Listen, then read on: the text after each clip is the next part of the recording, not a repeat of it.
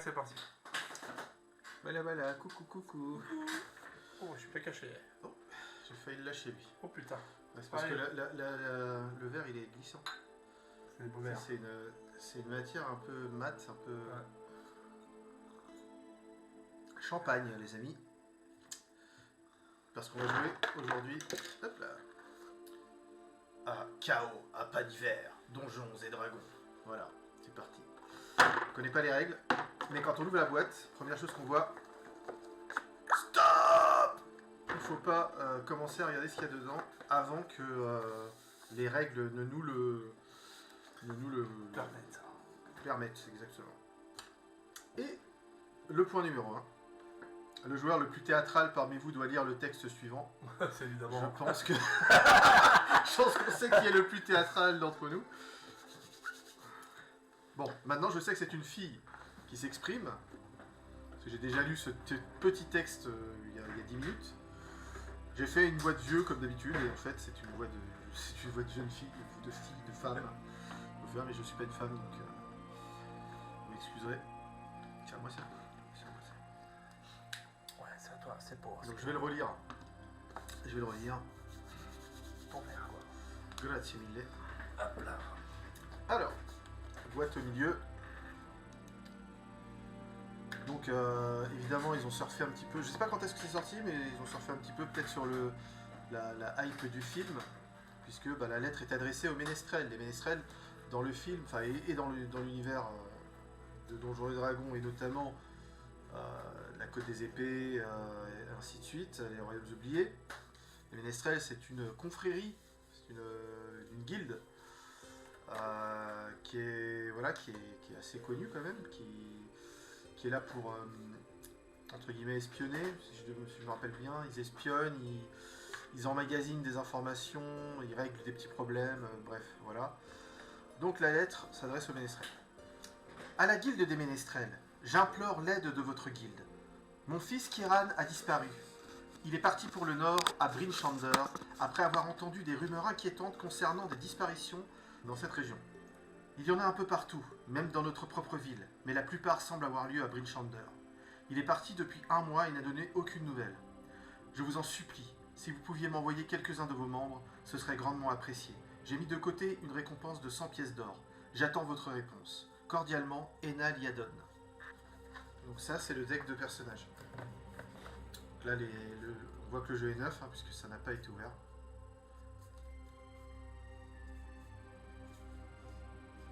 En gros, c'est soit tu déchires, soit... Okay.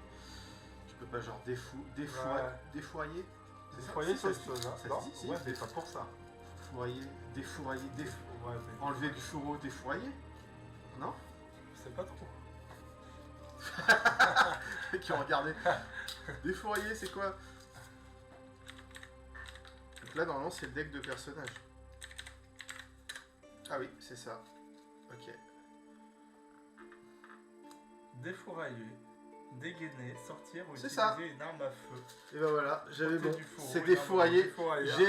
On ne peut pas défourailler les cartes. Chaque joueur choisit une carte race et une carte classe.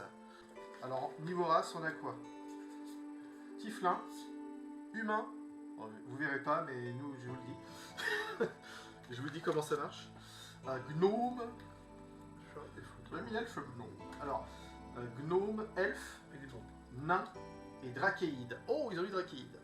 Ça aurait plu à notre chère scène. Alors, quelle race déjà, dans un premier temps, choisis-tu? De vide. Un elfe. Voilà. C'est pas dur. Donc Kiwi, tu prends un elfe, et moi, je pense... Le bel elfe. Ouais. Moi, je pense que je vais prendre...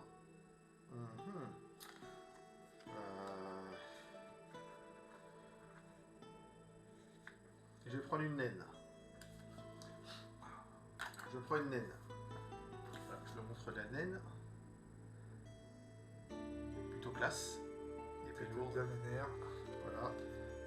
Moi, je prends une naine, c'est bien. J'ai hésité avec Tieflin, mais... naine. Alors, ça déjà, c'est bon. Ensuite, on va choisir une classe. Parmi le magicien, l'occultiste, l'ensorceleur, le roublard, peut-être même aussi un peu, le roublard, le rôdeur, le paladin, le moine, le guerrier, le druide, le clerc, le barde et le barbare. Ah là, ça fait quelques classes quand même, hein. Ouais.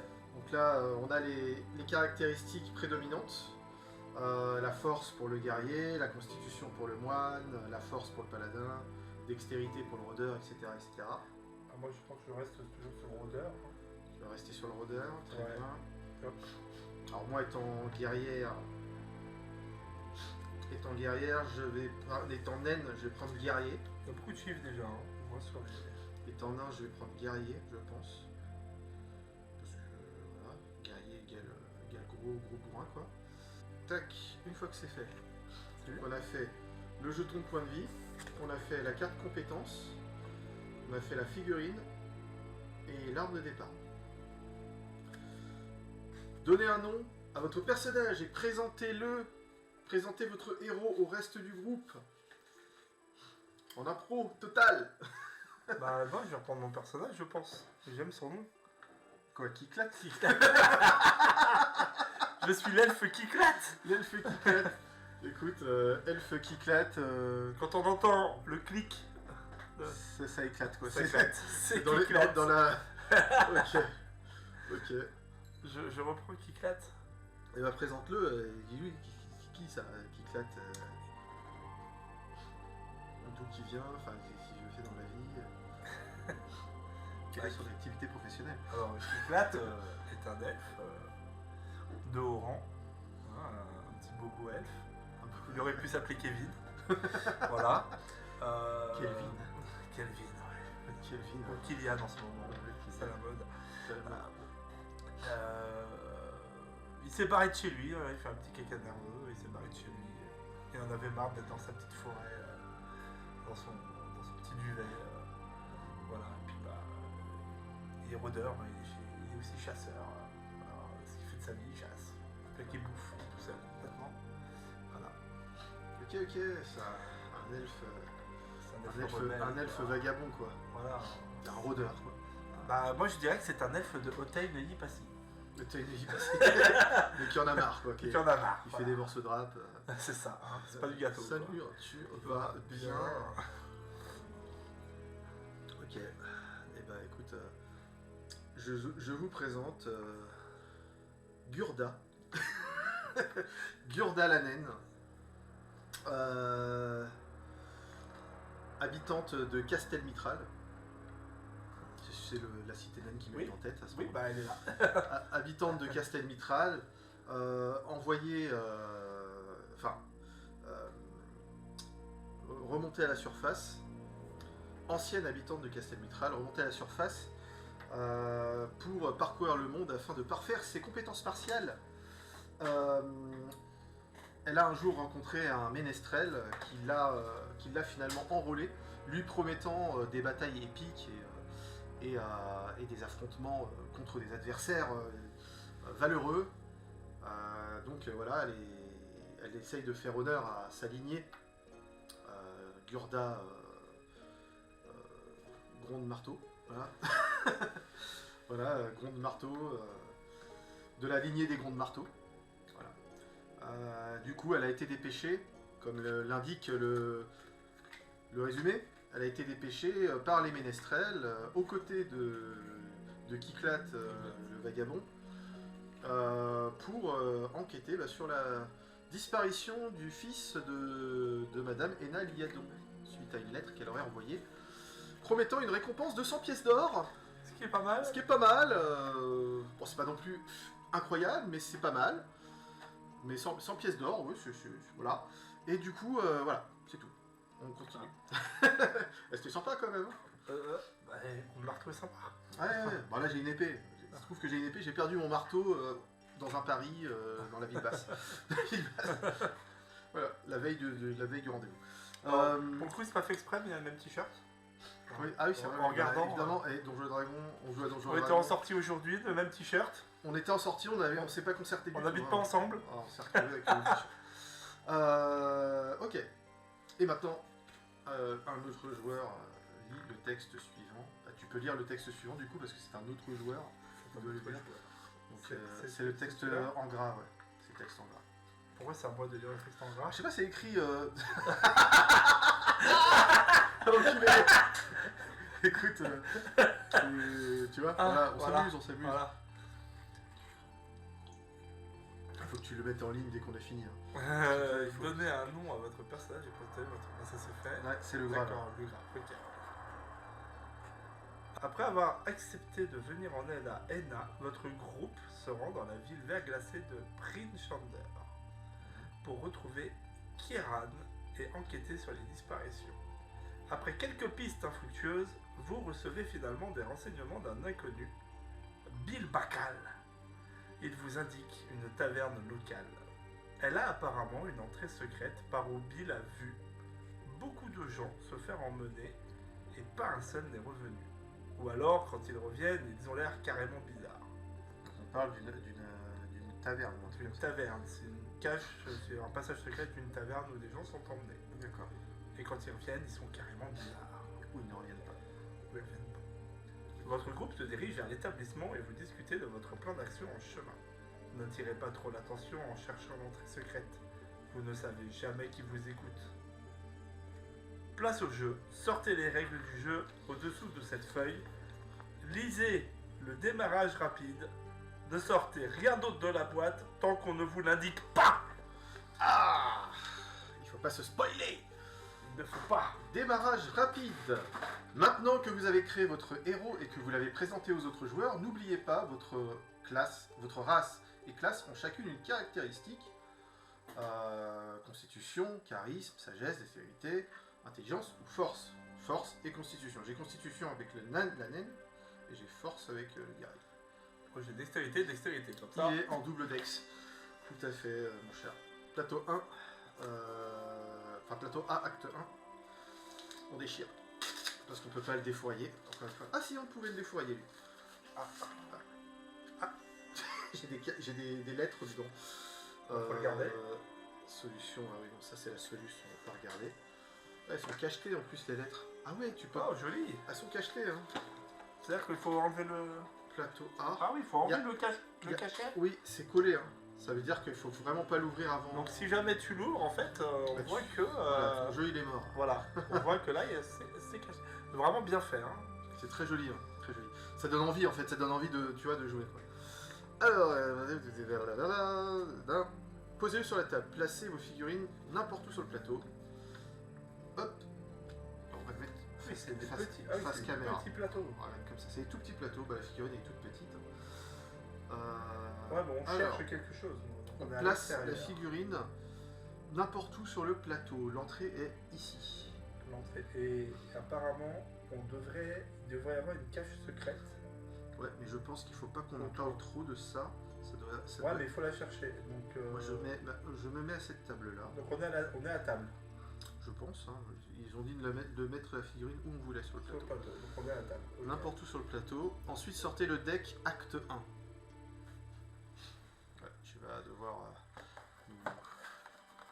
Acte 1. Hop. Oh putain, ouais, bien. 1, 2, 3, c'est joli, hein. Ah, là, par contre, c'est sûr que je peux pas défourailler. Je tire à blanc. C'est terrible. Ça en fait du papier. Ça va Ok, dans la boîte deck en bas. acte 1. Du premier emplacement à gauche dans la boîte. Et placez-le à côté du plateau de jeu. Paf. C'est quoi, on vient de faire ça. On va mettre là, il sera un peu plus près. Ouais. Je crois qu'on a la lumière. Il y a le reflet de merde en fait. En vrai, si tu mets un peu au milieu, c'est déjà mieux. La lumière, elle arrive, voilà, tu vois. Voilà. Elle arrive qu'à un moment donné. On va faire comme ça, hop. Ouais. Hop.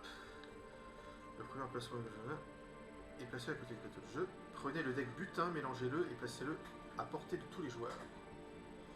Butin, vas-y, défouille-le. Enfin, déchire-le. Petit coup de champagne, les amis.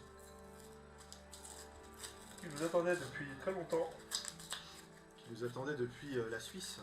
Le joueur le plus jeune commence. Déplacez votre figurine sur n'importe quel lieu numéroté du plateau, puis piochez la carte du deck qui a le numéro correspondant.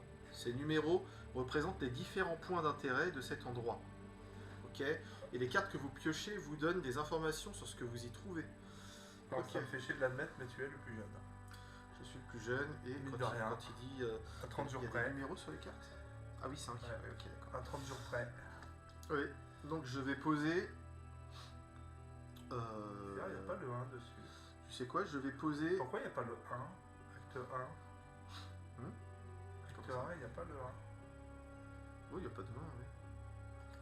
Bah, c'est tout ça, le je vais me placer en 5.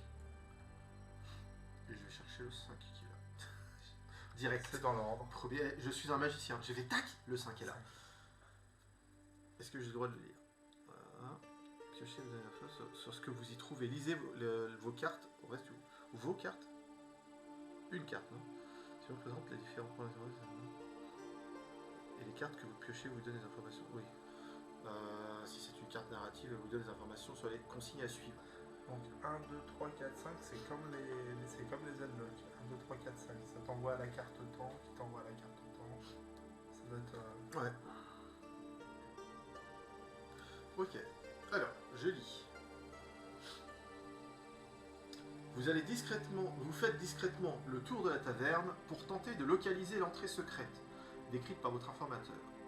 Vous apercevez des empreintes et des marques étranges dans la neige, comme si quelque chose avait été traîné sur le sol. Vous suivez les traces et vous découvrez qu'elles s'arrêtent brusquement devant un mur de pierre. Prenez la carte 7. Elles sont là, les traces. On les voit. Elles s'arrêtent devant un mur de pierre qui doit peut-être... Je sais pas. Donc il faut que je prenne la carte 7 à partir de là. Ouais. 6, 7. C'est cool, comme on n'a pas mélangé, c'est à peu près dans l'ordre. Ah, 3 pièces d'énigme nécessaires pour résoudre l'énigme. Ok, il y a des croix sur le mur. Il y a des croix... Voilà. J'imagine que c'est des trucs à appuyer. Alors, c'est une carte narrative, elle vous donne des informations, des consignes à suivre. C'est comme celle-là. Il peut y avoir des consignes au bas de la carte qui vous indiquent votre prochaine action. Ne les ratez pas. Quand vous avez terminé, défaussez-vous de ces cartes dans le couvercle de la boîte. Ça, j'ai fini ça. Je vais quand même la garder un peu parce que pour me rappeler. Si c'est une carte d'énigme, donc le puzzle, la pièce de puzzle. Elle est identifiée par une pièce de puzzle dans son coin inférieur droit et le nombre de pièces nécessaires pour la résoudre est indiqué sur le bord inférieur de la carte. Si vous n'avez pas toutes les pièces nécessaires pour résoudre l'énigme, explorez davantage les lieux numérotés sur le plateau et laissez la carte d'énigme non résolue face visible sur la table jusqu'à ce que vous trouviez plus de pièces. Ok, donc là maintenant je pense que ça va être à toi. Quand le premier joueur a terminé son tour, le jeu continue vers la gauche, vers toi. Joueur suivant déplace sa figurine vers un lieu inexploré et pioche la carte avec le numéro correspondant. Le but du premier plateau est de localiser l'entrée secrète dont on vous a parlé. Stop, rangez les règles du jeu et commencez à jouer. Oui. Tu fais la c'est à toi. Écoute, ouais, parce qu'on nous a dit que c'était par l'extérieur, on nous a pas parlé de l'intérieur dans un premier temps. Donc je vais aller au 6, moi. Ok. Parce qu'on nous a parlé que de cet endroit-là. C'est magie. Voilà, Gérard Majax.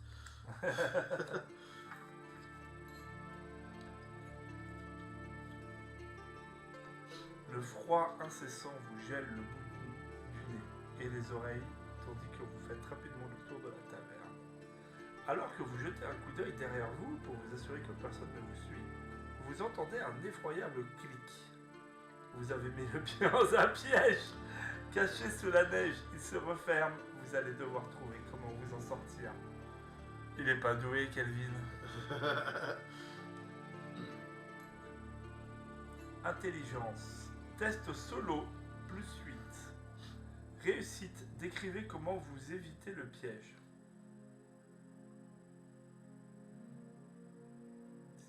Test solo. Test solo, lire les règles, pages 6 et 7. Ah, tu vas faire ton premier jeu, je crois. Putain. On va pas lire le reste. Alors, test de caractéristiques. Dans ce jeu, vous trouverez des cartes qui vous demandent de lancer un D20 pour effectuer un test de caractéristiques. Elles représentent des défis ou des obstacles que votre héros doit surmonter. Parfois, vous devez le faire seul, test solo, et parfois c'est tout le groupe qui doit le faire le test groupe. Donc, caractéristiques. Difficulté, c'est le numéro que tu as sur ta carte. Donc c'est le 8. Tu vas faire plus 8, plus de 8. Type de caractéristique, ouais, ils vont te dire que si tu as la caractéristique.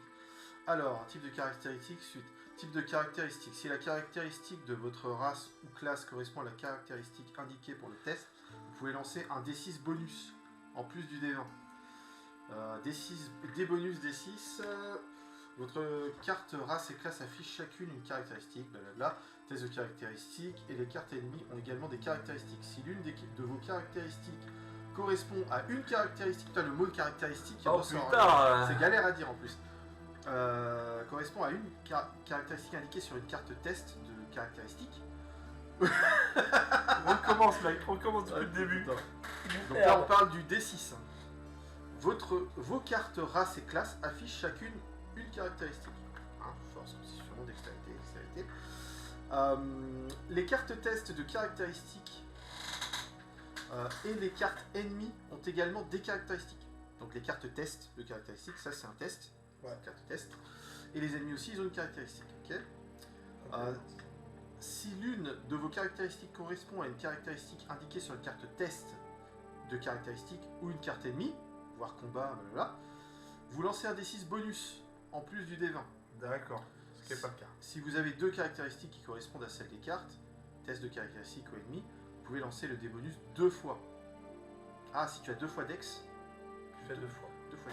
Déjà, toi, c'est. Moi, c'est un avantage. Non, j'ai pas d'avantage.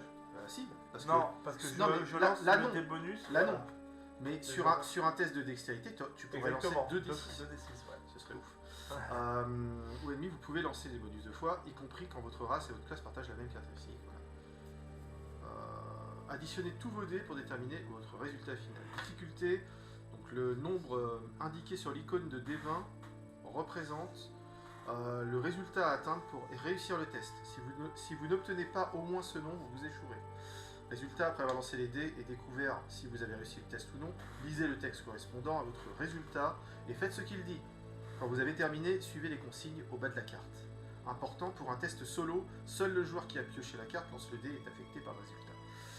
Pour un test de groupe, tous les joueurs lancent les dés à tour de rôle. Pour réussir le test, il faut qu'au moins la moitié des joueurs obtiennent le nombre requis au plus. Donc là, c'est 1 sur 2. Ok, donc là, faut que je lance. Si moins de la moitié des joueurs obtiennent le nombre requis, le groupe échoue. Dans les deux cas, tous les joueurs sont affectés par le résultat. Critique. Quand vous lancez le D20 et que vous faites un 20, c'est ce qu'on appelle une réussite critique. Dans ce jeu, quand vous faites un 20, vous pouvez soigner un PV que vous avez perdu, ou un PV d'un autre joueur.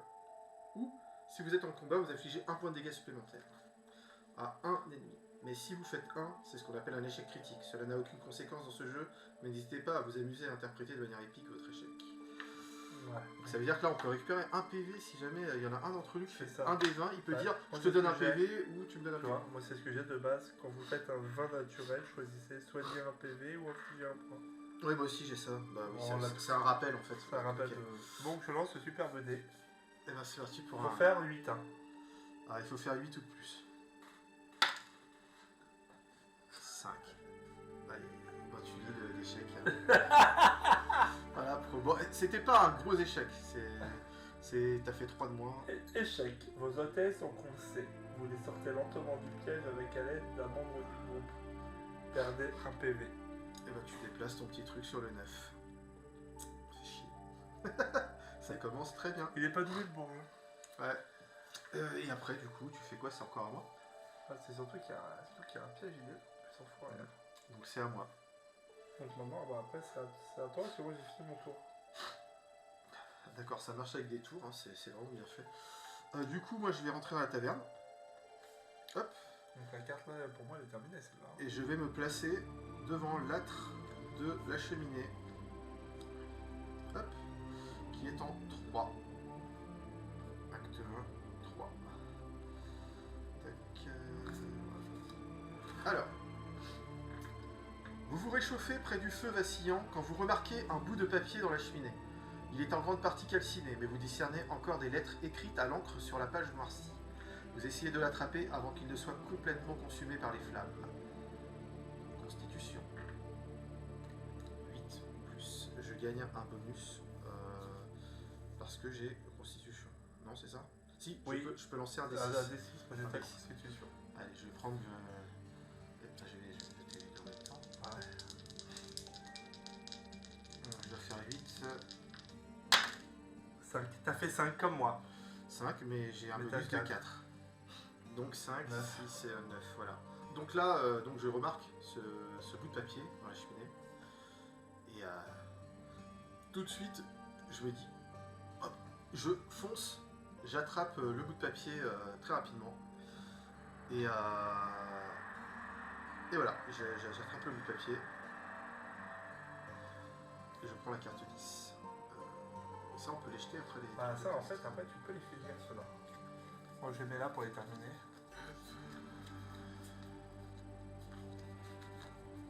Puis jouer. Ça aussi, je pense que je vais... Ça je crois qu'on peut plus jouer non plus. Carte 10. Ah, j'ai un bout de parchemin sur lequel il est écrit Falver, cette fois assure-toi, n'importe comment, nous, nous, ça a l'air d'être nous, un certain nombre de... Et nous n'avons pas... Il nous faut aussi de gueux avec des pierres. Nous devons bien opération V. Et j'ai encore une nouvelle énigme à résoudre. Avec 3 pièces, je crois. 3 pièces d'énigme, ouais. Non, A2, 2 pièces. Ah non, ça me dit 3 pièces requises, mais ça met A2. Oui parce que tu dois avoir un autre bout de chemin ici. Ici il en faut 3 et là il en faut 2. C'est un deuxième bout de parchemin à trouver en fait. T'as une moitié là. Ah mais attends. Pour moi là c'est une moitié ça. Non, ça c'est une pièce. En fait, chaque carte truc est une pièce. Là j'en ai 2. En gros. Ah Là on considère que j'ai 2 pièces. d'accord. Tu vois ce que je veux dire? Ça doit être ça, c'est une pièce d'énigme en fait. Ok. Donc moi emboîtant pas du tout. Voilà, en ne boitant pas du tout. Et je vais au 2 dans la taverne.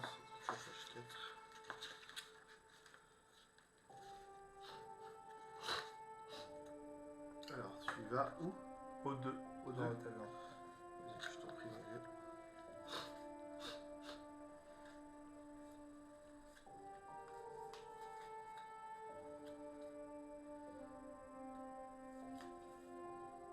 Test de groupe. La taverne est sombre et miteuse, mais assez chaleureuse. Une odeur de bière flotte dans l'air. Bien, je suis vide. Oh merde. Rempli. C'est pas de la bière, mais c'est tout comme. C'est du champagne. AOP. Alors, Ok. la taverne est sombre et miteuse, mais assez chaleureuse. L'odeur de champagne flotte dans l'air, adressant un signe de tête courtois à un elfe au regard perdu. Vous vous approchez de la tavernière Goliath. Oh putain! Et vous lui demandez si elle a remarqué quelque chose d'étrange dans les environs. Elle secoue la tête confuse. Tout va toujours bien ici. Bizarre. Vous insistez. Test de charisme. C'est un test de groupe. Je n'ai pas. Il faut faire 8 de plus. Donc il faut qu'on fasse chacun un test. Là, il est là. 3. On compte sur moi là. On compte sur toi. 19. Non, non. 4. 4. J'ai cassé ton dé en T'as fait. cassé le mien, enfoiré. On a raté. Les nuls. Échec. Ouais. Elle répète brusquement que tout va bien en même temps que l'elfe murmure « Oui, toujours bien ». La tavernière vous demande de partir. Là, ton tour est terminé, c'est ça? Ouais. 4. Putain, on a raté. On a fait 2. Il a fait 3, j'ai fait 4. Pas mieux, hein. Alors, vous vous installez à une table dans un coin et vous balayez la taverne du regard pour voir si quelqu'un a l'air suspect.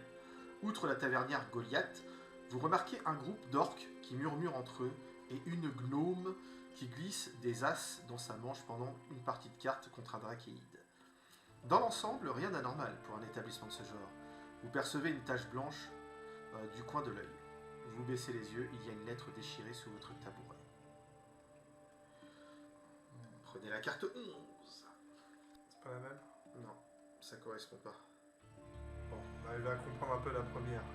Alors là, je vais te lire les bribes de ce que j'ai compris de la deuxième. Pourtant, c'est le A1. Alors attends, on a A2. Voilà, c'est le A1. Assure-toi de ne pas frapper, nous devons accomplir nombre de tâches importantes, pas le droit à l'erreur. Si de meilleurs hôtes que ces pierres à la place du cerveau. Bientôt étendre nos relations vers pas divers. Enfin, je sais pas, ration, vers pas divers. Donc ça, c'est l'indice A1. A1, A2, A3. On a 3 pièces d'énigmes. Je crois que c'est ça. C'est en 4. Ils sont généralement composés de plusieurs cartes, consistent à déchiffrer les énigmes. Les cartes d'énigmes sont identifiées par un symbole de puzzle avec la lettre correspondant à l'énigme. Et une note indique combien de pièces sont nécessaires pour résoudre. Ouais, non, à chaque fois. Là, c'est bon, à chaque fois. là, ce qu'il faut. Non, Si. pour moi, A. Donc, il y a un numéro à. Donc là, on a les 3 pièces qui nous permettent d'avoir un numéro. Ok?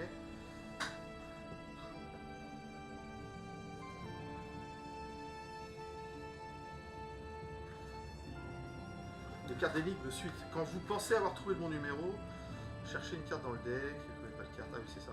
C'est le truc résolu. Donc il faut qu'on essaye de trouver le numéro par rapport à... Ça se lit. Voilà. En fait, ça se regroupe. Cette fois, assure-toi de ne pas frapper n'importe comment. Nous devons accomplir un certain nombre de tâches importantes. Ouais. Et nous n'avons pas le droit à l'erreur. Il nous faut aussi de meilleurs hôtes que ces gueux avec des pierres à la place du cerveau. Nous devrons bientôt étendre nos opérations vers pas divers. En fait, elle se chevauche jusqu'à ta pierre, oui. nombre, D'accord, j'avais pas fait et ça se... Bien joué mon vieux. Tu vois, c'est bien d'avoir un elfe dans le groupe. Moi, je suis une naine, moi. Tout ce que je sais faire, c'est taper. Hein. Moi, je sais faire quelque chose, c'est réfléchir. J'en avais marre, je suis parti. Je suis une naine rouquine. Alors, frapper, nombre de pierres. Nombre de pierres. 1, 2, 3, 4, 5, 6, 7, 8. Frapper nombre de pierres. Ah, pour moi, tu vois, frapper, nombre et pierre. On te dit qu'avec les 3 énigmes, ça te donne un numéro. Ouais. Donc pour moi, ce serait frapper le nombre de pierres. Il y a des croix sur les pierres. 1, 2, 3, 4, 5, 6, 7, 8. Donc ce serait la carte 8. Si j'ai bien compris les énigmes. Ok, ils sont peut-être en train de... Résolu. Entrée secrète. Bon, c'était une mise en bouche. C'est assez... Une mise en bouche, mais... Alors, vous frappez les pierres marquées l'une après l'autre. Chaque coup provoque un bruit sourd et creux, puis vous entendez un vrombissement, et un cliquetis mécanique sous vos pieds. Vous écartez la neige, une trappe. Ah, vous écartez la neige. Oh, une trappe. surtout à l'intérieur. Le lourd mécanisme en laiton qui la maintenait fermée s'est déverrouillé. Le membre le plus fort de votre groupe soulève la trappe, révélant une simple échelle. Là, c'est moi, c'est la naine, quoi. Révélant une simple échelle de corde suspendue dans un puits de ténèbres. Vous échangez tous des regards méfiants avant de descendre. Défaussez-vous des cartes énigmes A1, A2 et A3. Le joueur suivant prend la carte 13. Quand vous arrivez au bas de l'échelle, la trappe se referme brusquement. Vous vous trouvez dans un couloir bordé de cellules pour la plupart vides. Une torche illumine faiblement une porte au bout du couloir. Vous êtes maintenant piégé au cœur du mystère que vous étiez venu résoudre. Vous devez trouver la sortie et chercher des indices afin de découvrir ce qui se passe et où peuvent se trouver le reste des disparus. Placez le plateau B. T'es sûr? J'ai failli le préparer.